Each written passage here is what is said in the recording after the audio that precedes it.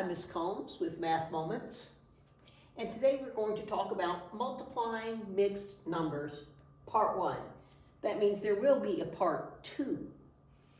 Now, the first part of the lesson is going to be about changing a mixed number into an improper fraction. So what, you might ask, does that mean? Well, this is a mixed number. It's mixed because it has a whole number and a fraction. This fraction is a proper fraction because the numerator is smaller than the denominator. So we have to change this into an improper fraction where the numerator is going to be larger than the denominator. So I've drawn 3 circles here. They're not all the same size. And I've divided them somewhat in half. And then I've drawn a half a circle down here.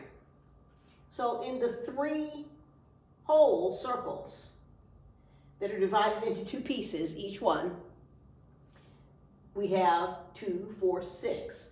2 times 3 is 6. But we have this extra one. So we have 6 half circles, 7 half circles. So it is 7 over 2. So 2 times 3 is 6, plus that 1 makes 7 halves. Okay, these are thirds.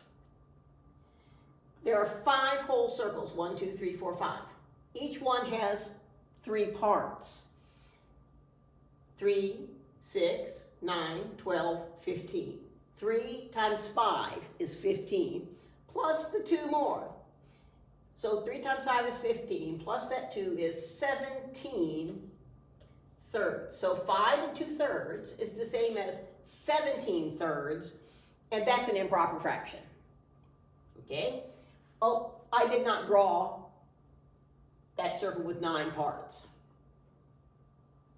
But I know that in that one whole circle there are 9 parts. 9 times 1 is 9, plus 4 is 13 ninths. So in 1 1/9, there's 13 ninths. And that's an improper fraction. Now this is 3. It's like having 3 circles. 3 circles, 1, 2, 3. And they're divided into just one piece. So 3 times 1 is, 3 times 1 is 3. And each one of those is a whole. So this becomes 3 over 1. In order to multiply fractions, we have to have everything look like a fraction. These are improper fractions because the numerator is larger than the denominator. Okay, so let's see if we can multiply these. The first one says 3, and I'm going to put a 1 down there. So we have 3 over 1. 4 times 1 is 4, plus the extra is 5 over 4. Now they're both fractions. So I can multiply the tops. 3 times 5 is 15. And 1 times 4 is 4. Now that's an improper fraction. In the next lesson, we'll talk about how to make that back into a mixed number, but we're just going to leave it today. This is 3 1/3, and 3 times 3 is 9, and 1 is 10, so that's 10 thirds. 3 times 1 is 3, plus 2 is 5 thirds.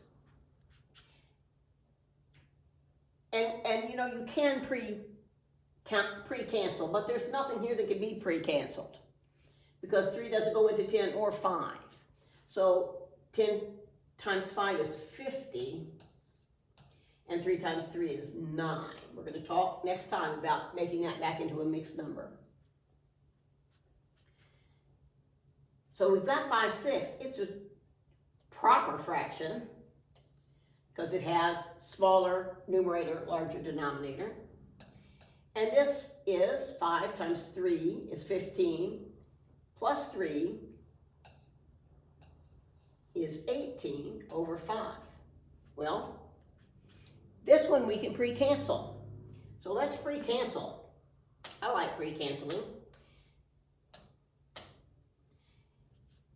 Look, 5 goes into 5 one time, but it goes into this 5 one time. So those 5s have canceled out, and they're both 1s. Does 6 go into 18? Yes, it does. So I can say 6 goes into 6 one time, and 6 goes into 18 3 times. And 3 times 1 is 3.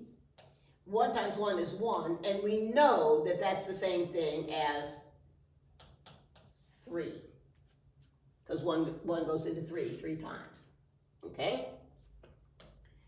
Now, we know what to do with that. We know what to do with this. They have to look like fractions. So 2 times 7 is 14, 15. And the 2 goes over 1. Can we cancel? Yes, we can. Because 2 goes into 2 one time, and 2 goes into 2 one time, and they've canceled it out. So 15 times 1 is 15. 1 times 1 is 1, and 15 over 1 is 15. Pre-canceling is handy. Pre-reducing.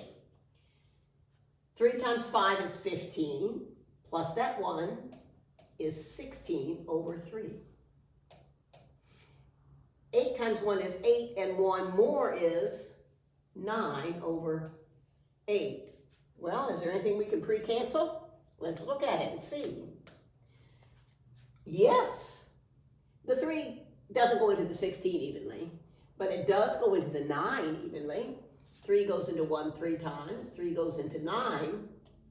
I said 3, but I wrote a 1. 3 goes into 3 one time, and 3 goes into 9 3 times. What about the 8 and the 16?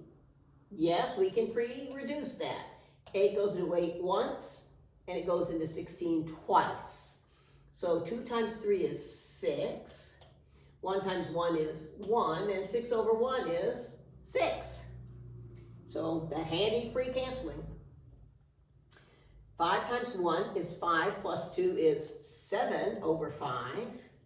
2 times 2 is 4, plus that 1 is 5 over 2. Can anything be canceled? Yes, it can, because 5 and 5 both turn into 1s. 5 goes into 5 once, and it goes into that 5 once. And we multiply, and we get 7 over 2. Now we're just going to leave that improper fraction, and next time in part 2, we'll talk about how to take it back and make it a mixed number, okay? So this is how you multiply mixed numbers. You have to turn the mixed number into an improper fraction that has a numerator larger than the denominator. Then once again, you multiply across, multiply numerator times numerator, denominator times denominator.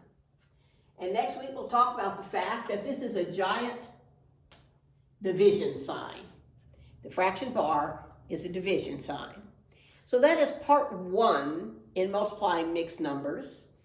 And I'll see you again in part 2.